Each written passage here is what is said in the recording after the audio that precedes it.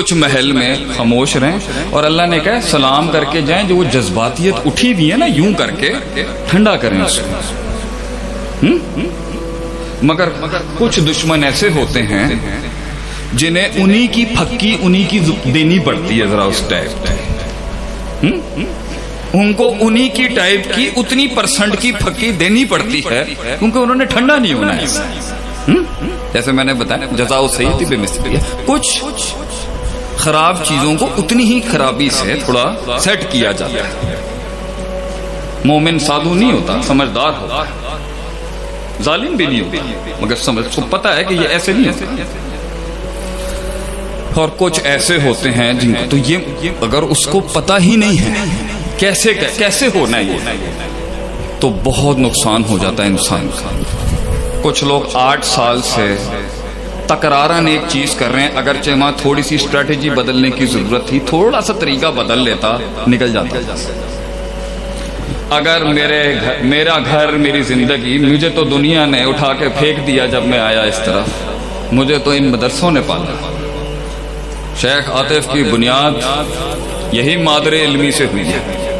میرے پیر بیٹھے ہیں سامنے، مولانا عتیق اللہ صاحب بیٹھے ہیں، میرے استاد بیٹھے ہیں، لکھوی صاحب کراچی میں ہیں۔ ہمیں تو دنیا نے اٹھا کے پھینک دیا، انہوں نے ہی سنبھالا۔ تو اپنے قبیلے کے اوپر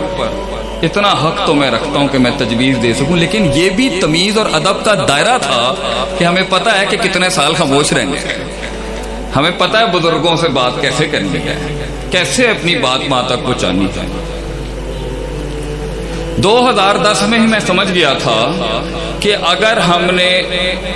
ایک پیرلل ایجوکیشن سسٹم نہیں بنایا نا درس نظامی کا، جو 8 سال کا ہے اس کو تو ہم مانتے ہیں کہ یہ ہمارے سروں کا تاج ہے۔ میں اپنے 12 سال کا درس نظامی کا جتنا بھی میں نے اس میں تخفیف کر کے پڑھایا، میں آج اللہ اعلان کہتا ہوں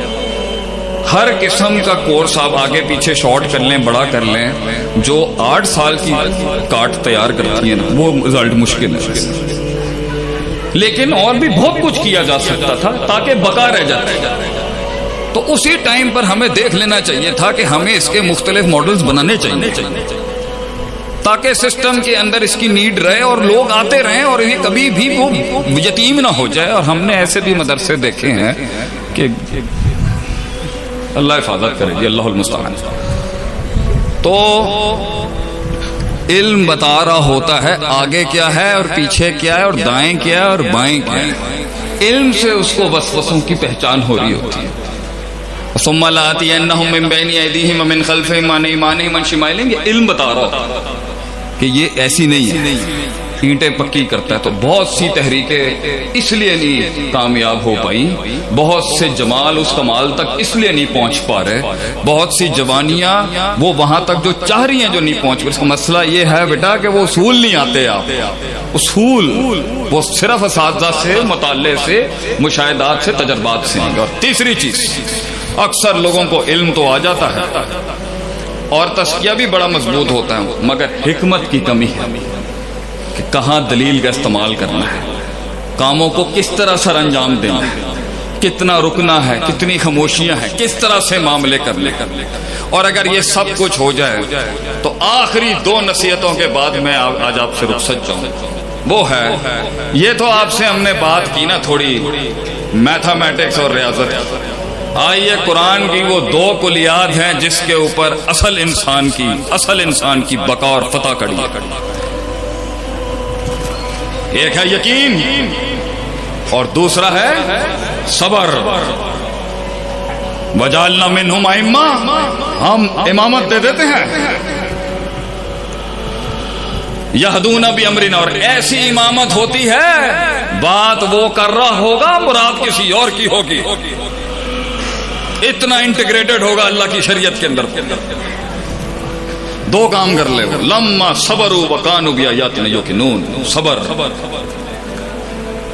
پہلی اور آخری چیز انسان کو اگر کھڑا کرتی ہے، طوفانوں میں اتارتی ہے، ان بلاؤں کو منہ دیتے ہیں، جنگیں لڑتا ہے انسان اپنے آپ سے، اللہ کے صبر نفس کے خلاف، اپنے نفس کی گلاٹیوں کے خلاف، نفس کی بدماشیوں کے خلاف، نفس کے کبر کے خلاف، نفس کی حسد کے خلاف،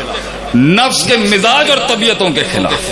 نفس کی تعصب کے خلاف، نفس کے افراط و تفرید کے خلاف، نفس کی ان ساری اندر کی باطنی امراض القلوب کے خلاف،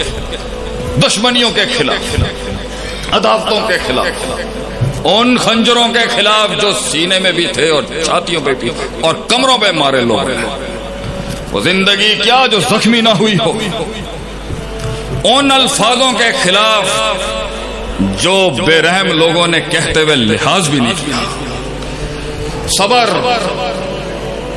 اپنی نظریے، اپنی سوچ کے لیے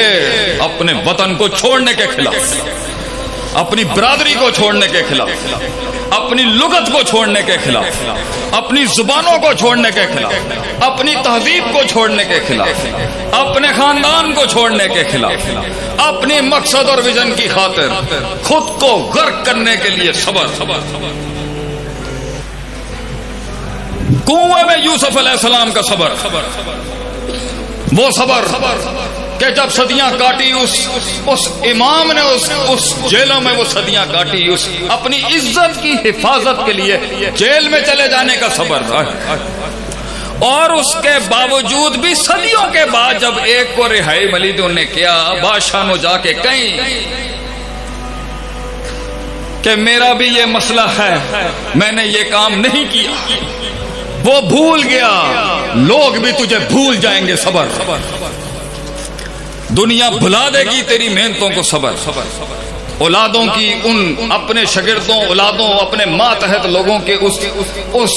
بدتمیزیوں کے خلاف صبر، استاد کا وہ جو قد اور کاٹ ہے اس کو نہ سمجھ، اس استاد کا درد، روز ہمارے مشائخ کا صبر کہ روز ان کمزور ٹانگوں پہ وہ کتاب لے کے آ کے پھر کتاب کھولتا ہے اور صداقت، عدالت، امانت کا پھر سبق پڑھاتا ہے، صبر، اب سننا